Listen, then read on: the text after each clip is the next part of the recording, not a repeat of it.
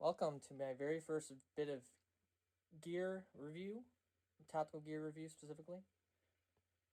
This is my airsoft vest, like a vest I specifically use for when I play airsoft. Mil-Tec being the brand. Modular system is actually what the vest is called. If you Google it, and I'll even put a link in the description of the YouTube video, where I actually got this vest exactly. You can get it on Military First. I went on the Canadian version of the website, but it's mainly a UK centric business out in like England specifically, I think. Somewhere like that in UK somewhere. As you can see, it's really outfitted. It is a mesh specific kind of vest with that allows you to have a lot of ventilation, and it is all MOLLE webbing, so you can attach your MOLLE pouches as you see fit. Any MOLLE pouch will go on here. Like I actually have a Australian military surplus. This is actually genuine military issue for Australians, Australian military. This is a panic pouch, it's called, where you can actually button in and Velcro a magazine extender for pistol and rifle magazines. I don't have that on because I think it's too big and a little bit bulky and excessive. But it also has a zipper pouch up here on top, and this entire big box pouch actually has structure to it. So there's actually a lot of structure in so you can fit a canteen, a whole canteen, and several rifle magazines in here too. So you can run a lot of variety with this. This panic pouch is actually set up to be like a mini-me M249 like saw box pouch. So if you have like a box ammo pouch for like an airsoft machine gun or something, like a big machine gun box, you can actually stick that in this. So this panic Australian, I think it's called DPCU, I think the camo is called or something. The Australian panic pouch I have here is a great asset to this vest. It does not come with this vest though. This was a separate purchase. I also have some Polish Woodland magazine double stack pouches coming in that have like dividers and are made of Cordura, and they're nice and shapen. They're not mounted on here because I don't have them, but I have some new pouches coming in. That might be a sequel or a new video. These CCE camo, French camo, CCE Woodland kind of camo pouches. These are like medium sized, and these will fit like magazines and have some structuring to them too. They're not like really floppy actually. They actually have some structuring. There's like a piece of material. There's like a little piece of nylon material on the inside of this that kind of gives us some structure. So I'm assuming that these were meant to be magazine pouches, or they could be for grenades. I use them for smoke grenades or magazines. As well as this vest also came with multiple of these general purpose pouches, these really big, large size ones. These are much more floppier and have no structure to them. But what's nice is they're nice and flexible, so you can put, a lot of magazines in these, or you can put different grenades in them. You can put a lot of different stuff in them because these are general purpose pouches, so they're nice and big. This little pouch here, it comes with two of these. I believe with the general purpose pouches, it comes with I think like 6 of them or something.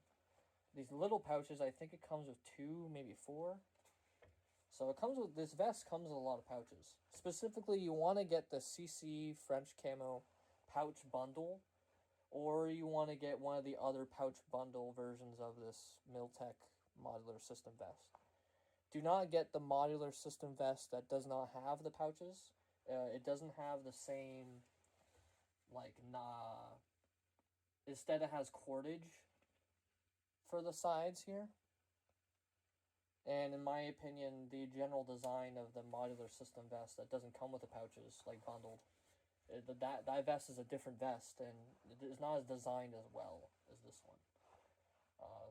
The modular system vest from Mil-Tec that comes with the pouch bundles, those are better vests, and I actually kind of recommend them from my experience on various big Milsim games and airsoft games and stuff. I've actually used this vest in a Milsim game that was a 20-plus hour Milsim game, and I was fine. I was actually, the vest survived it. It didn't have any MOLLE pouches pop off. The MOLLE webbing seems to hang on even under load, even under stress. I was concerned because Mil-Tec as a brand is a German gear company that is connected to a company called Sturm. Now, the problem is Mil-Tec as a brand usually manufactures out of China. This usually means that the quality is not as good because it's going to come out of China. But surprisingly, despite this being manufactured out of China for a Mil-Tec product, despite just being a Mil-Tec product, this vest has impressed me a lot. You can definitely put a plate carrier with armor underneath this vest if you wanted, because this vest is nice and big, so you can definitely throw it over the plate carrier if you wanted. I also have a Polish Woodland radio pouch here. That Polish Woodland double magazine pouch with the inserts I mentioned that's coming. That's also the same brand as this. There's a brand called Whipsport PL. You can get that off Etsy. It's called a shopping app. Whipsport PL is pretty cool brand for tactical pouches in the Polish Woodland Camo. I really like their quality, honestly, for the price. Kind of a hidden gem.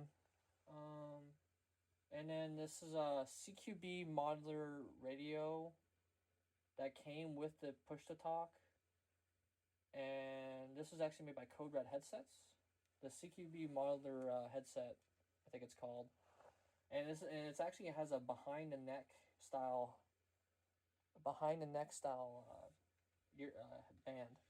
So this band will actually go right behind your neck so you can actually wear this radio headset with hats and boonie hats and stuff.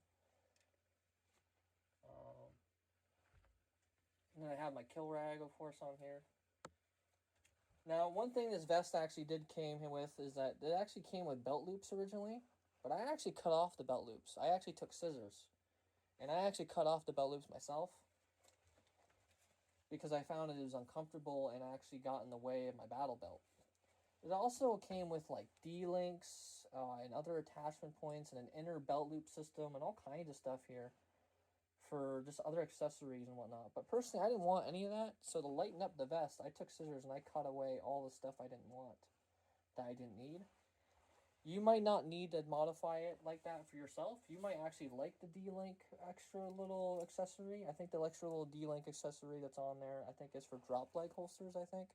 So if you have like a drop leg holster that goes around your leg, one of those old school style systems or something, you can actually hook it up to the D-link thing on the vest. Personally, I didn't care about that, so I got rid of it. I also got rid of the inner belt loop system because I'm not going to wear a belt on the inside of this. What else can I talk about? So let's talk about the rear side for a second.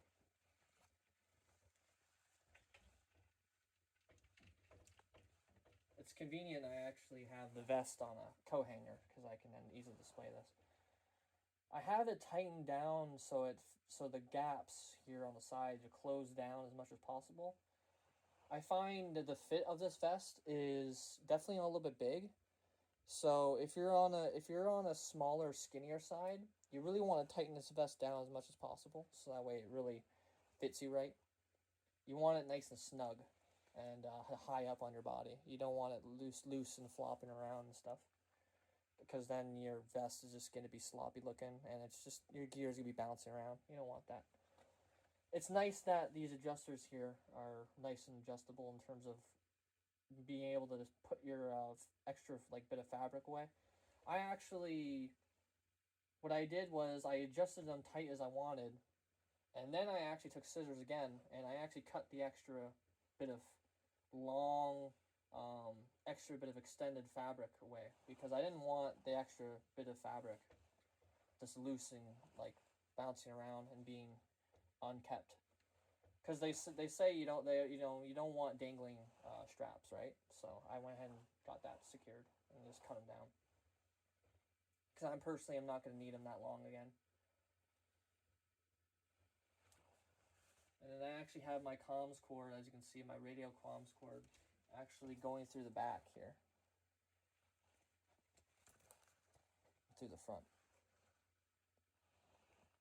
let's actually get it off the coat hanger before we conclude the video. So yes, before we conclude, let's actually have you see me wearing it.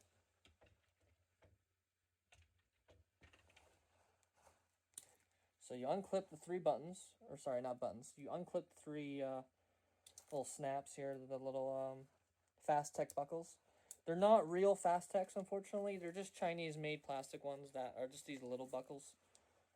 I will say, if I wanted to give a critique or a just criticism, for one, they have buckles underneath the Velcro shoulder adjusters. These shoulder adjusters are indeed Velcro adjustable, so you can adjust that for your height and for the way it fits on you. So that way, if you're too tall or too short, you can adjust the height via shoulders. What I didn't like is they had these weird buckles that were underneath the shoulders. I feel like they didn't do anything, personally, so I just cut off those buckles. I got rid of them as well. So a lot of little things I just cut off and got rid of. But then one criticism I also actually do have, and besides that, is these buckles are a bit cheap. These plastic little buckles to do up the front of the vest are a bit cheap. I kind of wish I could have maybe replaced them with like really high quality military surplus buckles or something. Like the actual Fast-Tec buckles or like actual national molding buckles or something like that. Other than the buckles being a little cheap, that's fine. You can get away with it. I personally run the vest with 3 buckles done up, but I don't zip up the vest personally. I don't like it. I don't like doing the vest like zipped up. I find the vest is a little too constrictive if you actually zip it up. You can zip it up if you want. In my opinion, it feels more comfortable and just feels better just kind of buckling it up like this. I find if you're just worrying about heat too, and ventilation and everything too, you're going to have way less heat problems and way more ventilation if you just keep your nice center open like this. I find the pouches sitting at my sides, with it zipped up, like buckled up like this, it's just so much more natural too. If you run it with zipped up, I find, you're going to force everything to be more constrictive. And if you like it to be more tighter than that, you can do that. But I personally run it buckled like this, and it feels really nice. I could throw a backpack over top of this vest, and it's nice and flat. Shoulders nice and flat. The vest is nice and flat. It's all made out of breathable mesh, so if it's raining or you're sweating a lot, you're not going to have to worry about hypothermia or heat stroke or anything like that, because if it's wintertime or it's summertime or something like that, heat stroke or hypothermia is something you got to worry about. So the mesh and the breathability of this is actually nice for that. If you're wearing like a plate carrier or something and it's really hot summer or really cold winter, that could create some problems with the sweat, right? So a vest like this that's mesh makes a lot of sense. And I think these mesh assault vests, even though they're more old school 1990s, early 2000s era, I feel like they should make a comeback in the tactical gear world. Because I think they're an underrated platform, the LBV, if you will, or load bearing vest. Yeah, so this is a Molly version, of course, so you have the Molly loops for Molly pouches and stuff. That's the difference between this and the old vests that, had pre-sewn pouches, right? That's the big difference. And I think that offers a huge advantage for people who want an assault vest style system like this, but you want the Molly loops for being able to attach pouches and stuff. So if you want a Mil-Tec modular system vest, I actually highly recommend it. If I actually had to give a rating out of 10, I would give it a solid 8 out of 10. It's a solid performer. It has lots of Molly space for the pouches and all that. The only issue, of course, you have to just be wary of the buckles breaking and stuff like that. Just little cheap things that come with Chinese manufacturing. Other than that, though, would I upgrade to maybe different vests in the future? Maybe. I feel like this assault vest really got me into this platform quite a lot. So I did want to touch up on a couple things. So I didn't mention the stitching. I did kind of mention the stitching with regards to the pouches being able to handle heavy load. Like, you can load this panic pouch and all these other pouches with heavy load, and these moly loops and the stitching will hold on. Even though it's Chinese manufacturing, I have not had any issues with the stitching or the moly loops or anything. Even after 20+ hour airsoft game, Milsim games, and other airsoft games and other stuff like that, where I was pretty rough on the vest and putting it to use and not just sitting in storage, it is actually durable for a mesh vest. Another thing, and I did not cover this, and I forgot to, there's actually these side zip pockets here. And you have plenty of room in here. Like, this side pocket's pretty massive. You can put entire maps and stuff in here. Or if you have flotation devices, like if you actually have flotation type devices, if you're doing like an airsoft game where you're actually probably messing around in the water a lot, or going underwater, like literally, or like swimming around in water, treading through it, you can have flotation devices inside your vest too. That is actually an option. Another thing that is interesting is on this side of the vest with this pocket, there's actually a holster in here. There's actually like a makeshift pistol holster in here on this side of the vest of this side of the pocket. The only reason I don't like it is, and there was a Velcro strap that comes over top of it. I cut that out. And then on top of that, I actually don't use the holster pocket like a holster at all. I use it more so for, like, if you want to store maybe a water bottle or something else in there. It's a little better for that. I personally think if you were going to use the gun holster on any of these style of vests, the problem with using a holster on the style of vest like these is that your gun is probably going to get stuck. I found when I've had my airsoft pistol inside this holster that came with this vest, trying to mess with that, I really had issues trying to draw it in and out with it getting stuck. So just be aware of that.